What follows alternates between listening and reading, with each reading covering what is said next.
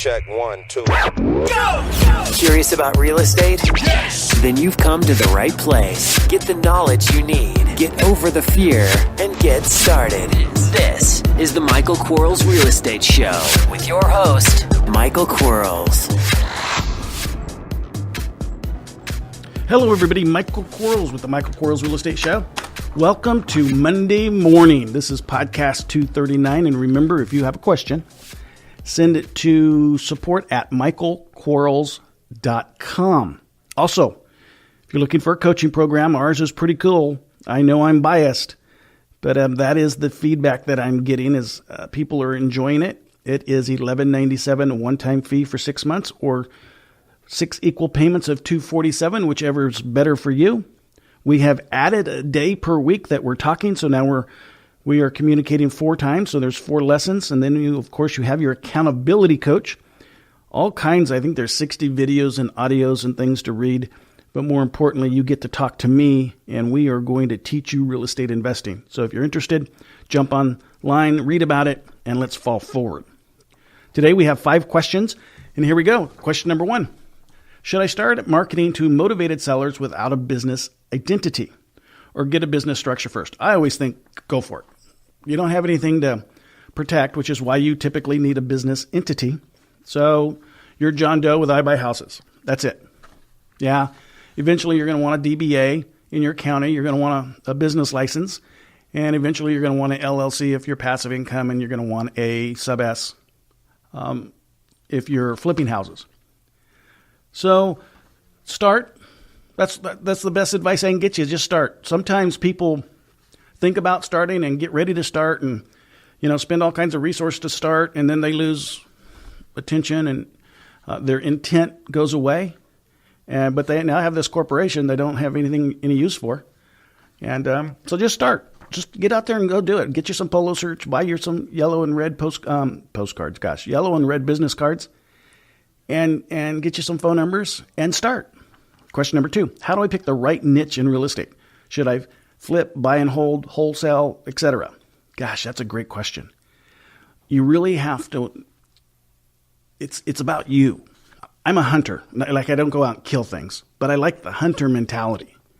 So where I want to go conquer something, woo, yeah, I got it. I'm not a flayer. So I like cooking, but I'm not going to season, the meat for 3 days and glaze it. Man, I want to go and put it on the grill and barbecue it. Well, the first one, the hunter mentality, yeah, that's flipping. That's just, I want to get out there. I want to buy something. I want to get rid of it. The person that's wanting to season and cook things slowly, that's your passive person. Which one are you? And it's okay to be both, and it's okay to be one or the other. There's no wrong answers here. The wrong answer is not choosing. That's the wrong answer. But once you choose, stick to it.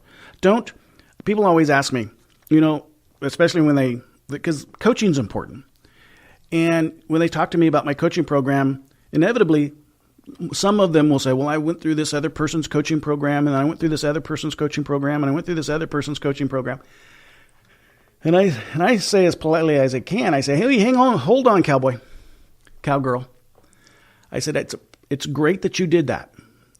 But if you want me to coach you, you have to understand, you can't think about those other coaching programs because I only know what I do. I only know the way it works for me and how it can work for you. Because what happens a lot of times, people take 4 different styles and try to put it together, and because they think, well, if I take 4 different methods or styles, 4 different ideas, and I put them together, man, I can do better. No, think about it like this. Let's assume for a second you're a race car driver. You're a race driver. But you used to be Formula One, so you had that kind of a tire. You used to be stock car, so you had that kind of tire. You used to be funny car, so you had that kind of tire. And you used to be a motocross racer, so you had that kind of tire. And you're trying to take all 4 of those tires, put them on one vehicle, and expect that thing to go as fast down the road as it can. It's not even going to go slow down the road. It's going to wobble down the road. Because you can't take 4 different styles and put them together and create anything good out of it. You can't. You have to pick the one that you want, the one that you like, the one that fits you based upon who you are as a person, and just hold on to that thing and go. So, but you pick it based upon your personality. Thanks for listening. We'll be right back. Are you running out of leads? It's time you tried Yellow Letters at yellowletters.com. Get motivated seller leads through yellow letters, postcards, zip letters, typed professional letters, greeting cards, door hangers, and business cards. Yellow Letters is a full-service marketing company created with your success in mind. Get the personal attention you need to get your direct mail campaign started and get in touch at yellowletters.com. And we are back in 3, 2, 1. Question number 3. How do I answer? You don't pay market value, do you? Or will you only buy a discount, right? Well, that's a great question. And the reality is we pay market value all the time. And I'm not so certain we ever get a discount because I'm paying 100% of what I'd pay for a house. Rarely do I ever buy a house less than 100% of what I would pay for it. So I rarely am going to get a discount, and I'm always paying value. It's my value. I'm the buyer. I set value. They're the seller. They set value. Let's face it. We're looking at a 70%. We're trying to buy it 70% or less. So their 100 cents equates to our $70 for us. And they are taking their $100 and giving it to us for 70 cents. So we have a 70 percentage rate and they have a 142 percentage rate if you do the numbers. So it's equal for both of us because it's what we both want. So if someone says you don't pay market value, do you? I said, absolutely always. In fact, one of the things, if I was a baseball player, if I had the job of hitting a baseball, I'd be making millions of dollars because I have yet to ever pay a seller less than what they agreed to for their house.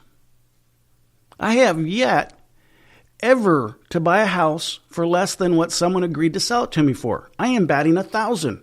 Everybody that I've bought a house from has agreed to the sales price. It's a cool thing. And you look normal, and I know they were normal. So if they're normal and you're normal, it should be okay. So it's really easy to explain. It's really super simple. Question number 4. If I'm a realtor, but I do not intend to take a listing, is it okay for me to send direct mail to active listings? Absolutely not. It's not even okay to solicit active listings if you're not a realtor, in my opinion. That's unethical. You're trying to interfere with the contract that someone has to have performance. It's not reasonable at all.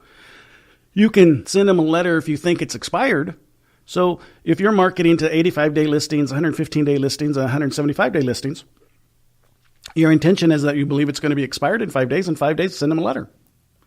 But you're not going to, it's absolutely unethical to just go out there and say, all these houses are listed, so I'm going to send them a letter. No. And if you're a realtor, you just get your realtor status yanked really, really fast.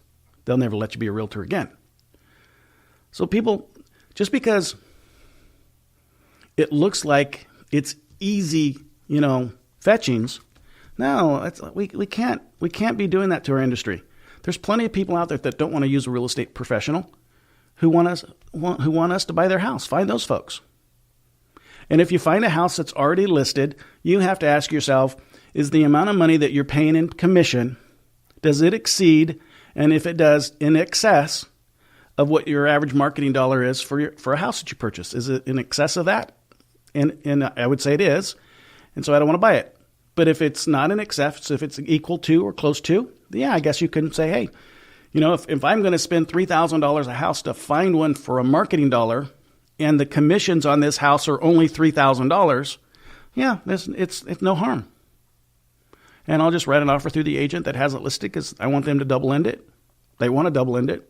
Why wouldn't I want them to double end it and fall forward? But most of the case, I don't write offers on houses that are listed. And I don't teach people how to unlist their house. When it becomes unlisted, they'll know it. And there's only 2 ways for a house to be unlisted. Either expired, the limit for the contract is expired. So, you took it for a date and you took it for so many days as a listing agent. Those so many days have gone and passed and you didn't sell the house, so the contract's expired. Or the broker has canceled the listing. A lot of folks think if they withdraw the listing that they are no longer listed. That is not the case. They are just withdrawn from the multiple listing service. They're still obligated to pay a commission if title transfers or negotiation happens. So be very, very conscientious of that. You do not want to place your seller in the responsibility of having to pay a commission because you started negotiating with them even on a withdrawn listing. Question number 5. Have you ever had an agreement signed and ready to close, and at the last minute the buyer states they want to withdraw their agreement and only deal with the seller and eliminate you out of the deal? If so, how do you handle it? Well, there's nothing learned from the second kick of the mule. So 1, you never pay attention to that buyer again, ever. 2, it's not really, if they don't want to buy it, they don't have to buy it, but they're not going to get and go directly to the seller. I carry a big baseball bat for those situations. I'm not condoning violence. I just carry a big baseball bat. It's an analogy. But I don't worry about it. I don't care about if my seller knows or if my buyer knows how much money I'm making on an assignment deal. I rarely do them anyway, but if they know I'm making $20,000, $30,000, $40,000, who cares? And if they want to screw me out of the deal, then they have just told me their character and they don't get the chance twice. And I can't lose what I don't have. So I'm not, at the end of the day, I'm not going to stress about it. I mean, I believe in abundance and prosperity, and man, there's abundance out there. And those that want to cheat the system, they're just life cheaters. That's who they are. The life is going to get back at them. As you pass them driving your Bentley, just honk and wave at them politely. And with all your fingers up in the air, by the way, and go on your day. And people are people, and you can't change them. And just because they weren't raised responsibly, it's not our fault. That's all I got to say.